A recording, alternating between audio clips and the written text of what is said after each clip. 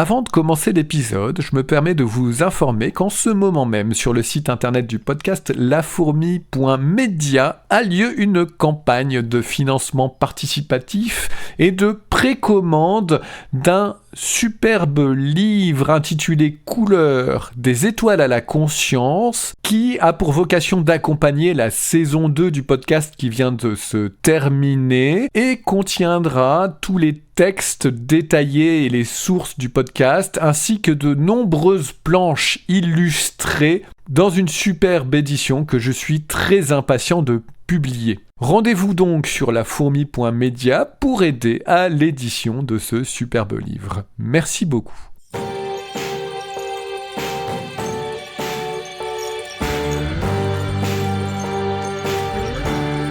Bonjour, je suis Nicolas Dufresne et vous écoutez La Fourmi dans la coquille, le podcast pour sortir du dédale.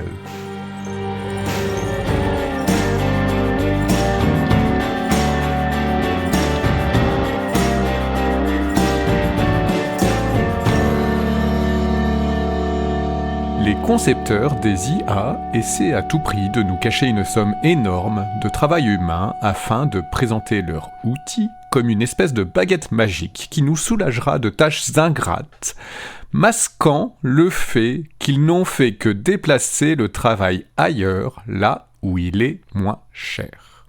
La fourmi dans la coquille, saison 1, le trou noir philosophique, épisode 10, IA et esclavage.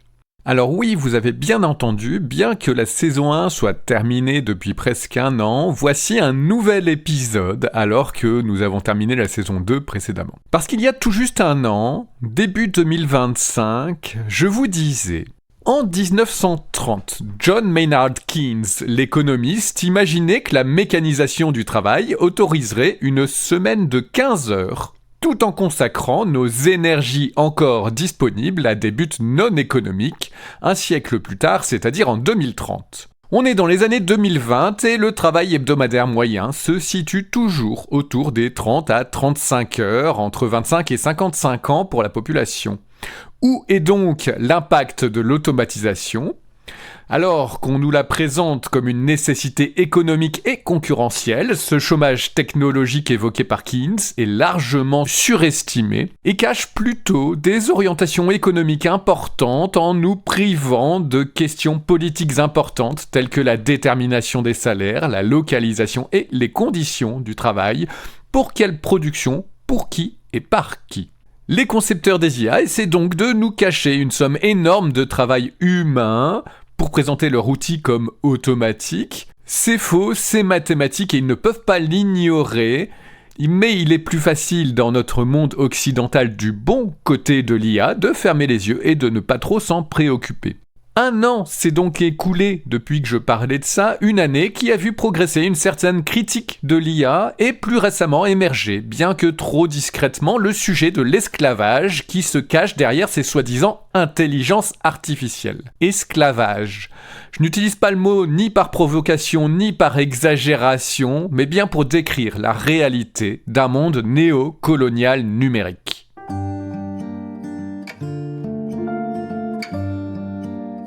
En 1769, c'est-à-dire un siècle après l'idée du calculus ratiocinator de Leibniz, dont je vous ai parlé dans un des premiers épisodes de la saison 1, une idée un peu à l'origine de l'ordinateur moderne, en 1769, donc 220 ans avant l'ordinateur Deep Blue d'IBM, dont j'ai aussi parlé précédemment, l'ingénieur hongrois Johann Wolfgang von Kempelen a fait sensation en présentant en Europe un incroyable automate capable de jouer aux échecs, qu'on surnommait alors le Turc mécanique.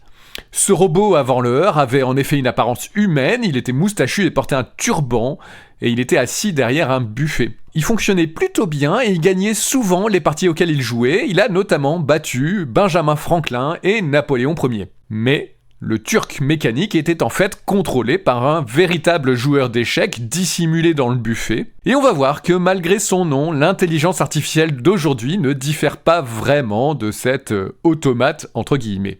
C'est en 97 que Deep Blue d'IBM a battu le champion d'échecs Garry Kasparov. Deep Blue est donc un ordinateur, une IA, mais entraîné avec des milliers de parties déjà jouées, notamment de grands maîtres des échecs, et dont le développement était supervisé par des joueurs d'échecs. Là aussi, dans un certain sens, c'est assez difficile de parler de véritable intelligence artificielle, alors que celle-ci ne fait que reproduire ce que des humains ont eu le plus grand mal à lui inculquer, et dont les performances sont indissociables de la qualité et de la quantité des données d'entraînement. En 2005, Amazon remet ce Turk mécanique au goût du jour avec quelque chose qu'ils ont appelé Amazon Mechanical Turk ou MTurk. Là aussi, l'idée c'est d'utiliser le travail humain avec l'ordinateur comme une simple interface. À l'origine, le but était de profiter des milliers de cerveaux pour les besoins de la plateforme de vente Amazon, en sélectionnant par exemple les meilleures photographies des produits, en rédigeant les descriptifs, en classifiant les produits, les musiques, en identifiant les interprètes des musiques. Ce sont des opérations qui sont très difficiles à automatiser, mais que les internautes sont prêts à effectuer pour de toutes petites sommes, voire simplement contre des bons d'achat. Et rapidement, l'entreprise comprend que cette idée peut avoir des applications bien plus vastes et met en place cette plateforme MTurk, Mechanical Turk, qui devient une filiale d'Amazon. Le système, il est entièrement automatisé pour pas avoir à s'encombrer de la gestion humaine, et les clients peuvent avoir l'impression d'utiliser un système entièrement automatique. Ils ont qu'à commander en quelques clics ou via une interface de programmation n'importe quelle micro-tâche simple en très grande quantité et reçoivent rapidement le résultat. N'importe qui peut profiter de se servir et définir son propre prix pour les tâches, sur lequel Amazon prélève une commission d'une dizaine de %. Le prix le plus courant, c'est 1 à 2 centimes par tâche. Les tâches, par exemple, ça peut être fournir la liste des 3 meilleurs albums de Metallica ou donner la meilleure adresse pour manger un hamburger à Paris ou encore, plus simplement, reconnaître des objets dans une photo. Amazon parle, vraiment, d'intelligence artificielle. Ce système est très rapide et très abordable, il est utilisé aussi bien commercialement que pour les études scientifiques qui nécessitent le traitement d'un grand nombre de données par exemple. Ça, c'est donc créé en 2005 et c'est 2 ans plus tard, en 2007, que sonne le coup d'envoi réel de l'entraînement des intelligences artificielles via le classement des données par des humains. 2007, c'est la création de ImageNet, un ensemble de données visant à entraîner la reconnaissance d'images. L'équipe derrière ImageNet a calculé qu'il faudrait 19 ans à des étudiants pour annoter les millions d'images nécessaires. Évidemment, ils n'allaient pas attendre 19 ans et ils se sont tournés vers la plateforme Amazon Mechanical Turk en mettant 50 000 travailleurs au travail à travers 167 pays, payés 2 centimes de dollars par annotation d'images.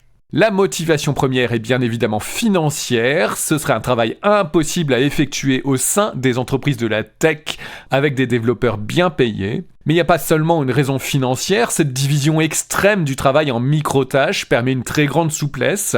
Les tâches et l'organisation peuvent être ajustées en temps réel, sans préavis, tout en profitant d'une diversité culturelle et linguistique impossible à obtenir autrement. Ces aspects sont tous absolument primordiaux dans le développement des intelligences artificielles modernes.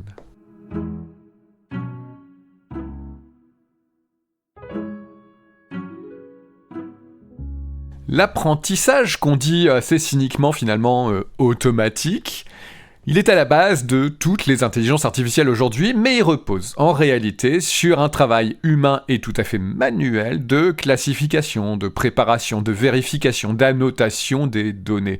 Il faut absolument pas croire que tout ça c'est automatique. On peut distinguer 3 grandes familles d'algorithmes en fait qui servent à entraîner les intelligences artificielles, c'est-à-dire à leur injecter les données sur lesquelles elles travaillent, tout en s'assurant qu'elles répondront correctement aux problèmes qu'on va leur soumettre par la suite. Il y a d'abord l'apprentissage qu'on va dire supervisé, c'est la famille d'algorithmes la plus répandue, et cette méthode nécessite aussi bien une immense quantité qu'une excellente qualité des données, c'est-à-dire qu'elles soient très complètes et annotées. L'algorithme d'apprentissage doit pouvoir accéder à des données de test, par exemple, pour qu'une IA puisse distinguer des images de chiens des autres animaux, il lui faut un ensemble de données qui contient aussi bien des photos de chiens qui sont labellisées comme des photos de chiens, et d'autres photos qui contiennent d'autres animaux qu'il faudra classer comme contenant d'autres animaux. L'IA pourra alors, grâce à ce corpus de données, associer le mot chien à son apparence visuelle. On peut facilement imaginer l'immense, l'incroyable, le gargantuesque travail de classification à faire, à taguer des millions et des millions d'images pour pouvoir développer des IA généralistes capables de tout reconnaître ou tout générer.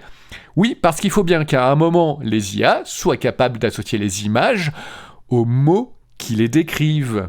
Et ça, c'est un travail de classification purement humain.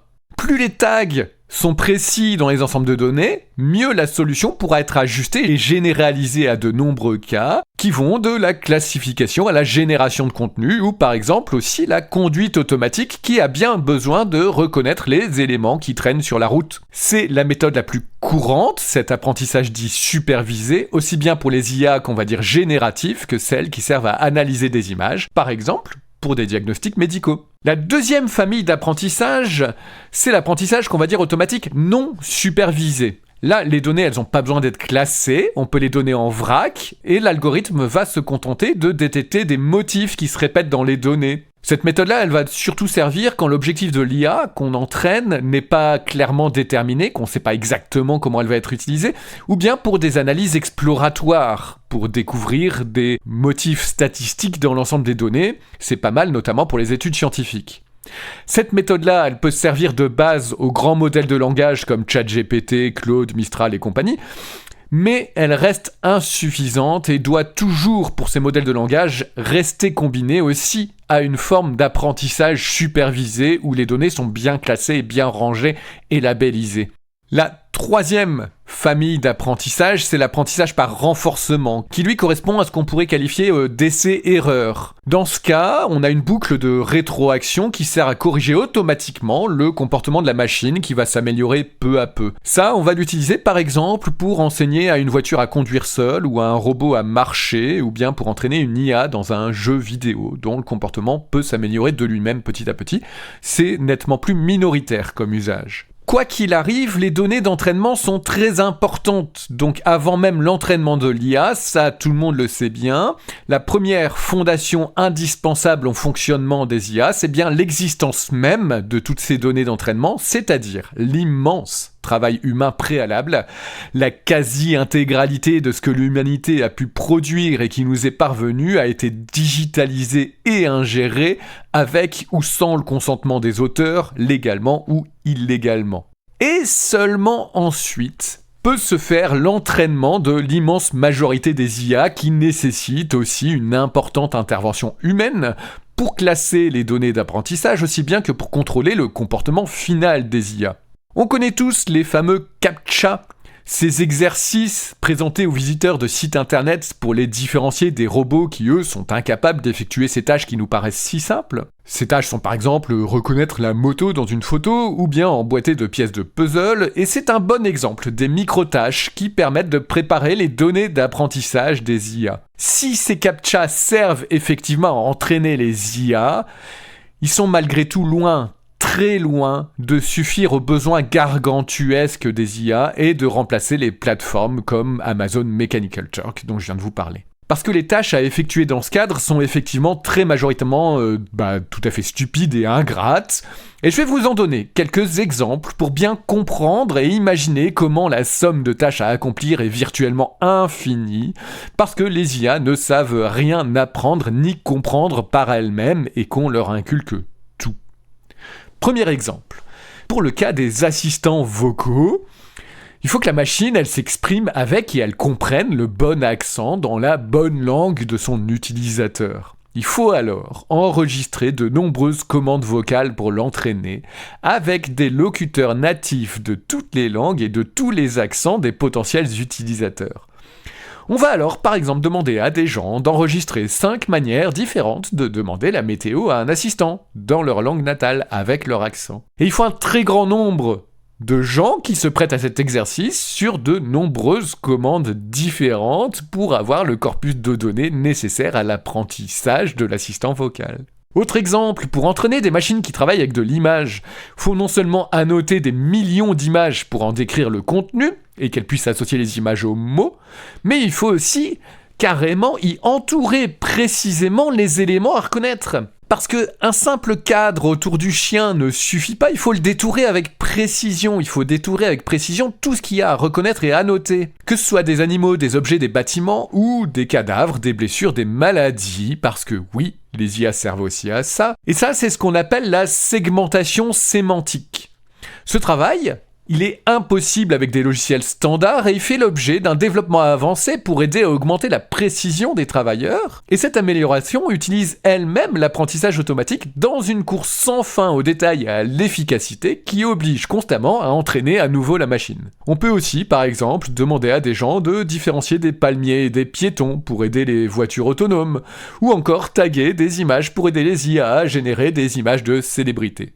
Je précise que tous ces exemples sont des exemples bien réels, recueillis auprès des travailleurs qui font ce travail, dont je parlerai un peu après. Autre exemple encore, pour entraîner diverses machines de contrôle, par exemple les caméras de surveillance ou la modération des réseaux sociaux, il faut annoter les événements à détecter. Ça va des vols à la violence, à la pornographie, au terrorisme, et je vous laisse imaginer la difficulté de ce travail spécifique. Il y a d'ailleurs eu une augmentation notable de ce genre de tâches après la période 2015-2016 et les attentats nombreux qu'il y a pu y avoir avec l'État islamique, et l'augmentation de la demande en modération et de systèmes de surveillance. Ce genre de tâche d'ailleurs ne pourra jamais être complètement automatisé parce que tout nouveau type de données nécessite de nouveaux entraînements de la machine. Ce ne sont là que des petits exemples, mais il faut bien comprendre que tous les usages des IA correspondent à un entraînement spécifique et que ce sera jamais terminé. Il faut le recommencer tout le temps, ne serait-ce que parce que les IA doivent évoluer tout le temps pour entretenir la mode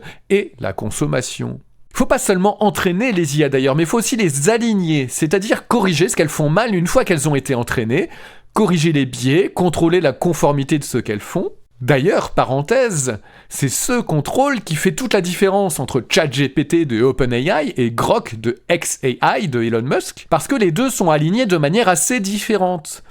Contrairement, et je tiens à le dire parce que j'ai entendu des gens qui y croient, contrairement à ce que nous dit Elon Musk est les plus fascistes des développeurs des IA. Ce qui différencie Grok, le modèle de langage de Elon Musk, c'est pas d'être moins contrôlé et plus libre de sa parole. C'est pas ça qui lui permet de devenir fasciste. Non, c'est bien qu'il est aligné différemment de ChatGPT de OpenAI. Ce sont des choix conscients, politique et manipulateur. D'ailleurs, il suffit de lire la pseudo-encyclopédie Grokipédia générée avec Grok pour se rendre compte que les textes là-dedans sont pleins de biais qui s'éloignent des consensus scientifiques et culturels bien établis, prouvant une orientation qui a été consciemment donnée à Grok pour favoriser les idées fascistes de ces entreprises. Je vais vous donner quelques autres exemples d'alignement, d'exercice d'alignement d'IA. Pour peaufiner le fonctionnement des outils de transcription écrite des dialogues, il faut par exemple comparer la transcription faite par un humain et celle faite par une machine pour corriger les erreurs de grammaire, de syntaxe, de vocabulaire de la machine.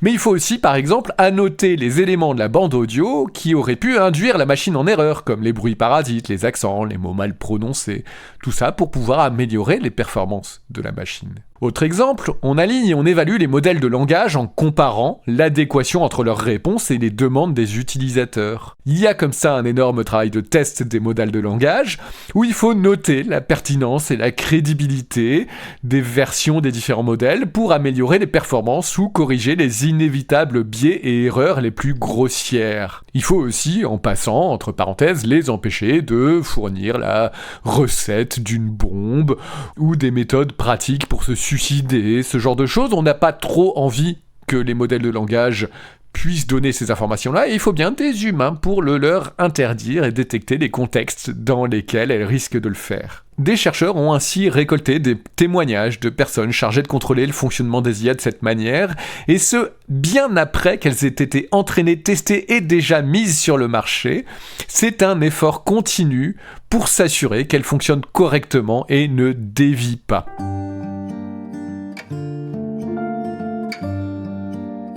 On pourrait ajouter aussi un troisième encadrement humain des IA, ce qu'on pourrait appeler l'humain dans la boucle, ce qu'une étude que j'ai lue appelle la personnification de l'IA, ou plus prosaïquement, ce que j'appellerais bien la triche.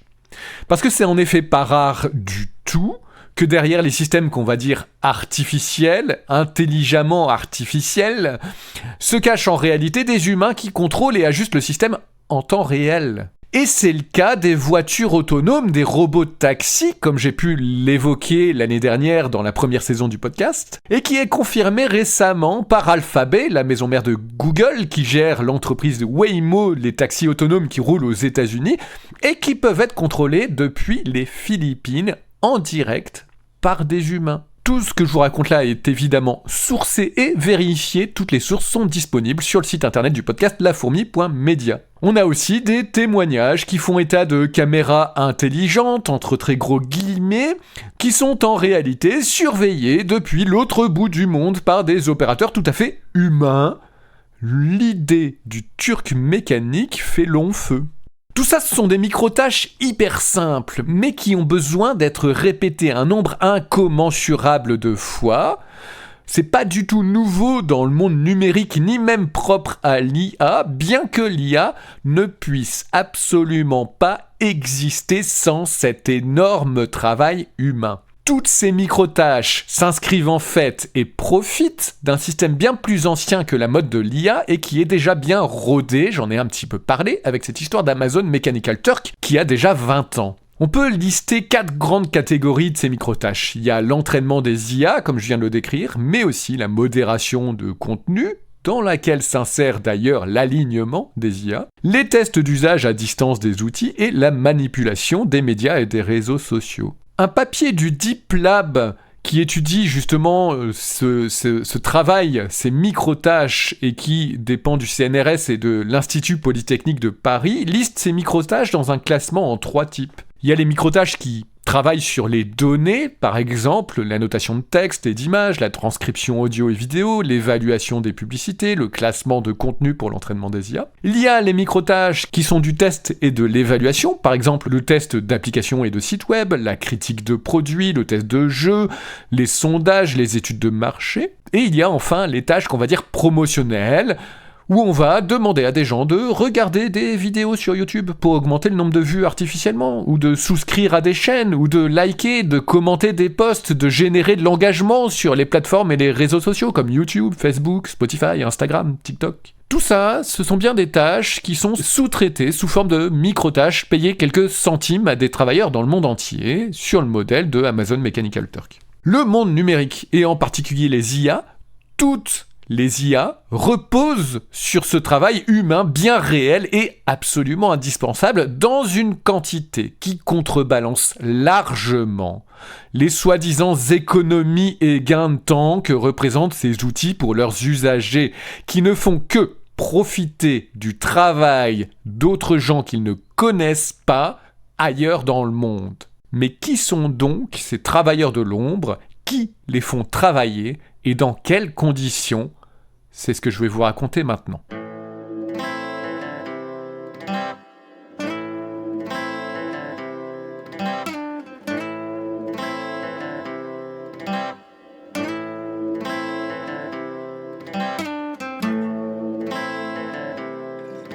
Bien évidemment, dans un monde capitaliste mondialisé, les éditeurs et les développeurs d'intelligence artificielle ne prennent pas eux-mêmes directement en charge la gestion de toutes ces micro-tâches. Ils peuvent acheter des ensembles de données déjà classées, ou profiter de ceux qui seraient accessibles librement, mais ils font surtout très majoritairement appel à des prestataires et des plateformes de micro-travail. On estime ce marché mondial à plusieurs milliards, voire plusieurs dizaines de milliards de dollars. Quelques grandes entreprises se partagent le marché, au-delà de l'historique Amazon Mechanical Turk, plus ou moins spécialisée dans l'IA. On a par exemple la grande Scale AI, qui vaut plusieurs dizaines de milliards de dollars et qui est en pleine croissance. Surge AI, Appen, Sama, Lionbridge AI, Microworkers, UHRS, Clickworker, Toloka, Fiverr, Upwork. Il y a encore d'innombrables autres plateformes, dont certaines sont les filiales d'autres plateformes ou des filiales des plus grandes de ces entreprises. Par exemple, Remotasks, qui appartient à Scale AI, Contra, TELUS, OneForma, SpoutGigs, Outlier AI, Mostacle, Utest, UNU, Timebux, Pawns, Cortalicash, Ysense, Honeygain, Populi. Il y en a des dizaines de ces entreprises de micro-travail. Certaines ne sont présentes que dans quelques pays, mais la plupart sont surtout des plateformes en ligne qui permettent à n'importe qui, n'importe où dans le monde de s'inscrire pour effectuer des micro-tâches. Ces travailleurs et travailleuses, généralement indépendants entre énormes guillemets, sont alors payés quelques centimes à la tâche. Elles et ils sont des tâcherons exploités au bénéfice des entreprises du numérique et de la tech des pays riches. Évidemment, le droit du travail n'est pas nécessairement respecté, ni les lois des pays dans lesquels vivent ces travailleurs et ces travailleuses. Scale AI, par exemple, on sait qu'il respecte assez peu le droit du travail et enchaîne les plaintes et les procès, et les travailleurs interrogés font par exemple état de paix en retard, voire annulés. Ces témoignages font état de comptes soudainement supprimés avant d'avoir été payés ou de plusieurs années d'attente. Cette entreprise, soit dit en passant, travaille directement pour Meta et Facebook, Microsoft, OpenAI et le ministère de la Défense états-unien, que Trump a d'ailleurs renommé le ministère de la Guerre. Sama, autre exemple, de son côté, fait face à de nombreuses accusations à propos de la souffrance des travailleurs et travailleuses chargés de la modération de Facebook, dont certains et certaines souffrent de stress post-traumatique. Cette organisation du travail, c'est le point d'orgue de la mondialisation, la délocalisation ultime. À travers ces plateformes, on se fiche complètement de savoir par qui et où le travail est fait, tant qu'il ne coûte rien. Le slogan de Lionbridge AI est « Machine Intelligence Powered by Humans ». L'intelligence de la machine animée par des humains.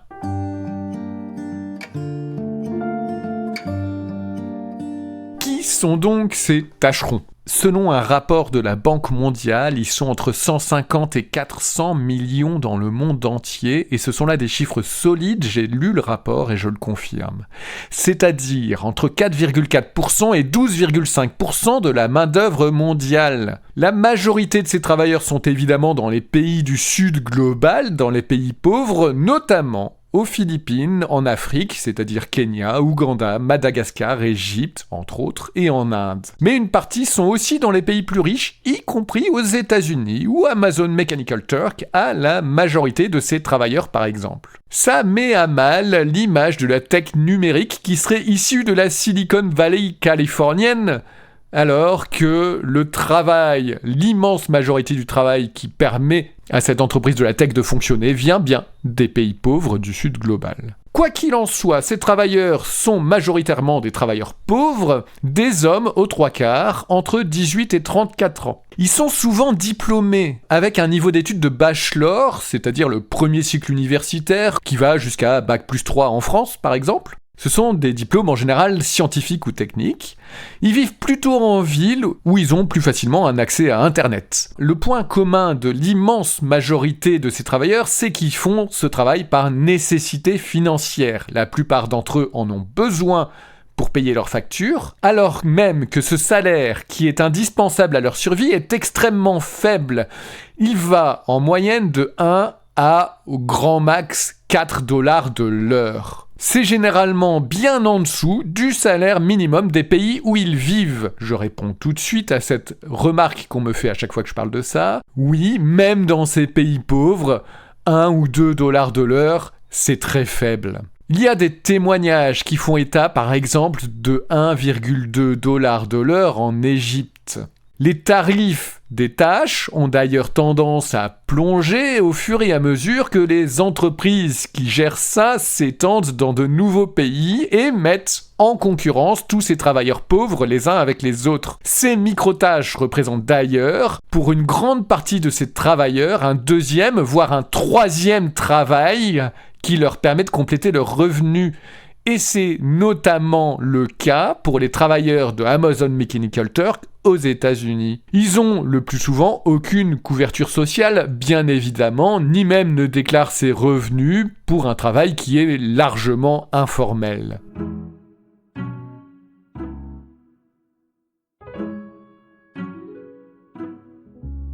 Ce constat d'impérialisme étant posé, nous sommes, malheureusement, encore loin d'avoir fini de détricoter ensemble cette machine qui n'a déjà plus rien ni d'intelligente ni d'automatique. L'apprentissage purement numérique de ces neurones purement virtuels repose pourtant bien sur du matériel tout à fait physique et des matières premières qui ont toutes dû être extraites puis transformées par du travail tout à fait manuel et humain. Là aussi, malheureusement, le colonialisme est encore bien présent et la quantité de travail que ce secteur représente est tout sauf négligeable. La mode des IA des années 2020 pousse d'ailleurs à la construction d'innombrables centres de données et fait exploser les prix des composants indispensables à leur fonctionnement, et ça ne fait que pousser à un accroissement de l'exploitation des ouvriers et des mineurs. Il faut ajouter à ça que l'IA est une branche de l'informatique qui nécessite des composants électroniques tout à fait spécifiques qui sont à la fois capables d'une grande vitesse de traitement, mais aussi, et par conséquence de leur puissance démesurée, des composants qui soient plus résistants, notamment aux fortes chaleurs qu'ils génèrent. Les métaux et les matières premières nécessaires sont alors tout à fait spécifiques et très souvent assez rares. Je vais vous parler de ça avec un exemple très emblématique, mais pas unique. C'est bien quelque chose de répandu. Parlons des condensateurs qui doivent pour l'IA utiliser du tantal. Le tantal, c'est un métal particulièrement résistant à la corrosion et très bon conducteur aussi bien d'électricité que conducteur thermique de la chaleur, et ça en fait une matière première très importante dans le domaine de l'intelligence artificielle. Ce tantal est donc une ressource non renouvelable dont on a produit 2500 tonnes environ en 2025. Sur ces 2500 tonnes, environ un quart vient de mines industrielles, un peu plus de la moitié de mines artisanales, dont je vous parle juste après, et le reste vient du recyclage du tantal existant. Sur la production minière, industrielle et artisanale, plus de la moitié de la production internationale provient de la République démocratique du Congo, mais en particulier des zones militarisées. 1/5 de la production mondiale vient spécifiquement d'une mine qui est la mine de Rubaya, qui se situe au nord Kivu, au Congo, qui est une zone de guerre où les mines sont sous contrôle militaire, sous contrôle du mouvement M23 et de l'armée rwandaise, qui a annexé en 2024 un quart du Kivu, où sont produits 3 métaux indispensables au numérique, l'étain, le tantal et le tungstène. Dans cette zone de guerre, les attaques contre les civils sont systématiques et les violences sexuelles s'y multiplient de façon, je cite, alarmante, selon un rapport de l'ONU. Le 28 janvier 2026, 200 mineurs, hommes, femmes et enfants, sont morts ensevelis dans l'effondrement de la mine de Rubaya. Dans cette zone, ces mines artisanales dont je vous parlais sont des mines à ciel ouvert qui consistent en fait en de vastes zones parsemées de trous creusés et minés à la main par des centaines, par des milliers de gens, sans aucune sécurité, parfois à flanc de montagne, où a lieu ce fameux glissement de terrain qui a tué 200 personnes. Malgré tout, la Commission européenne a signé un accord en février 2024, c'est-à-dire juste 3 mois avant la prise de la mine de Rubaya par le Rwanda, qui établit, je cite, une coopération étroite entre l'Union européenne et le Rwanda pour l'intégration de chaînes de valeur durables pour les matières premières, un rapport fondé sur le fait que, je cite toujours, le pays, le Rwanda, est un acteur majeur au niveau mondial dans le secteur de l'extraction de tantal. Sauf que ce tantal dont on parle est en réalité très majoritairement pillé au Congo et non pas extrait au Rwanda. C'est un fait établi et connu, rappelé par l'ONU depuis 2001, à l'origine même de l'expression « les minerais de conflit », que l'Union européenne a sciemment ignoré avec cet accord qui encourage et renforce l'offensive très lucrative menée par le Rwanda.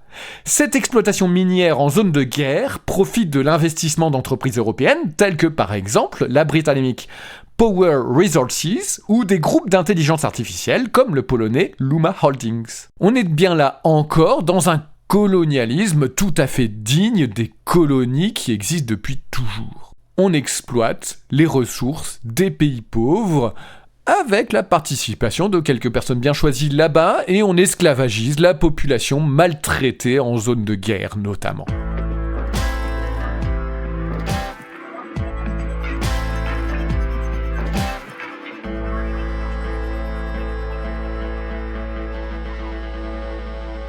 Ce qu'on va voir dans tout ça, c'est que ces problèmes dont je parle, ce travail humain, cette exploitation humaine derrière l'IA, c'est un problème structurel. Par leur conception, les IA statistiques, qui reposent dans leur immense majorité sur un entraînement qui nécessite des millions, des milliards de données annotées, classées, filtrées par des travailleurs humains, puis sur un alignement qui est là aussi nécessairement humain, mais qui repose aussi sur du matériel et des matières premières qui exploitent des ouvriers et des mineurs dans le monde entier, ces IA sont structurellement dépendantes des chaînes de sous-traitance qui commencent dans les startups de l'IA et se terminent sur les tâcherons philippins, indiens, kenyans ou sur les mineurs et mineuses congolaises par exemple. C'est absolument inévitable et il faut arrêter de voir les startups comme des lieux branchés sur Internet qui conçoivent des IA simplement à travers de complexes lignes de code.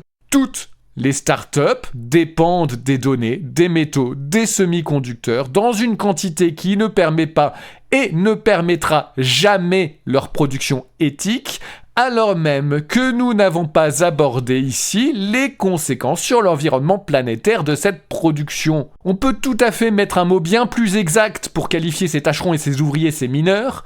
Ce sont les esclaves, modernes, certes, mais ce sont bien des esclaves qui ne sont pas différents de l'esclavage depuis toujours, issus de pays pauvres, issus d'anciennes, entre guillemets, colonies, qui sont toujours victimes de l'exploitation par ceux qui possèdent les richesses et la puissance.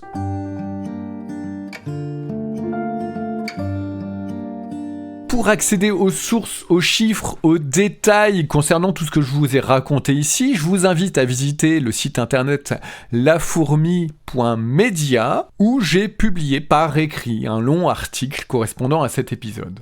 Maintenant que vous avez écouté ça, vous savez, je vous encourage très fort à partager ces informations dans votre entourage et en particulier à ceux qui font joujou avec des IA pour des choses complètement inutiles. Vous pouvez partager l'épisode, vous pouvez partager ce que j'ai écrit, vous pouvez partager les nombreux articles qui m'ont servi de source et qui sont tous très intéressants sur le sujet que vous trouverez sur le site internet du podcast. Je ne sais pas si cet épisode va finalement conclure cette première saison sur l'intelligence artificielle sur laquelle je me suis senti obligé de revenir 1 an plus tard alors que j'ai déjà fini la saison 2. Quoi qu'il en soit, le podcast n'est pas terminé, une saison 3 est en préparation. Je ne m'interdis pas, vous l'avez compris, de revenir sur des sujets déjà abordés. N'hésitez pas à vous abonner à la newsletter sur le site internet pour être tenu au courant de l'actualité du podcast. N'hésitez pas aussi à faire un petit don pour soutenir ce travail qui ne bénéficie d'aucun sponsor, d'aucune publicité, d'aucune de vos données qui pourraient être revendues à ces affreuses IA. Vos petits dons sont la seule et unique source de revenus que je peux dégager pour effectuer ce grand travail et je vous suis infiniment reconnaissant de les faire. Merci beaucoup et à bientôt.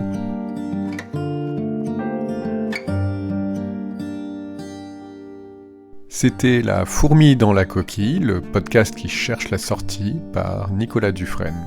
Merci à tous ceux qui m'ont aidé à réaliser ce podcast, et en particulier Anna Halsey. Tout au long de ce podcast, vous avez pu entendre des musiques de Aluminum Forest, Mountain Sounds et Christian Taus sous licence Creative Commons. Ce podcast est entièrement réalisé avec des logiciels libres et open source. N'hésitez pas à m'envoyer vos questions et vos réactions à contact@lafourmi.media. Vous pouvez aussi nous rejoindre sur nos réseaux sociaux et sur notre serveur Discord disponible sur lafourmi.media. Si vous avez aimé cet épisode, vous pouvez soutenir le podcast sur lafourmi.media où vous pourrez faire un don ou trouver des options pour un soutien régulier.